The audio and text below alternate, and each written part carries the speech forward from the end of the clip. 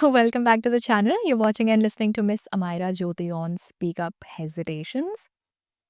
I hope you all are manifesting very happy new year. Okay. Enjoy, have fun, and keep watching Speak Up Hesitations.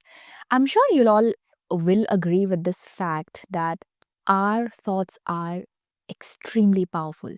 And it's really very important to direct our thoughts and that too in the right direction. My analyzation of myself is like whenever our thoughts go in a wrong direction, it majorly because of our senses.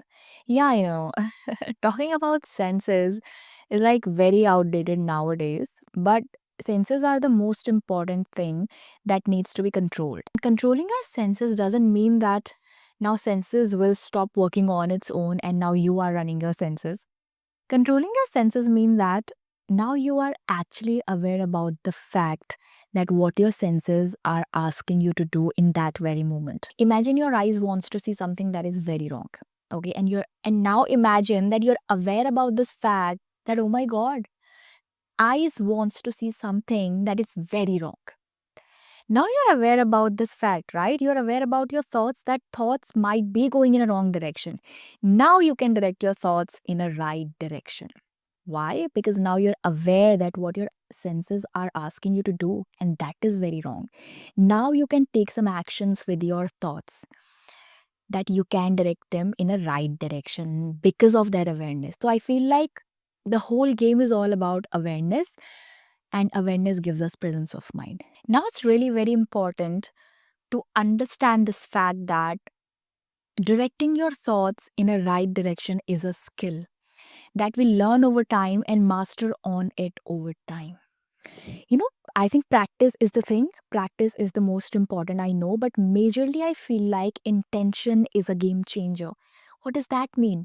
Intention of, no, I have to direct my thoughts in a right direction. This intention, this determination will change the whole game. This determination will also make your practice successful.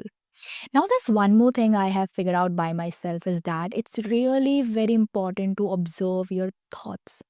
When you start to observe your thoughts, you'll be able to catch all those negative and unproductive thoughts before it become a habit. What do you do if you find some trashes or garbages all around you? You pick them up and throw it in the dustbin, right? Why? Because if you don't do it, what will happen? It will start to smell. And negative thoughts do the same thing to us. If we don't erase those negative thoughts as quickly as possible, we will start to sting from within. Then also, please stay in that presence of mind a little, that are my thoughts really aligned to my goals? Are they really helping me? If yes, then please also know where to draw a line, because it's really very unhealthy to keep pushing your thoughts and end up in extreme overthinking. And if your thoughts are not at all aligned to your goals, not at all helping you, those thoughts could be pointless. Try to remove and erase all of those thoughts. Okay.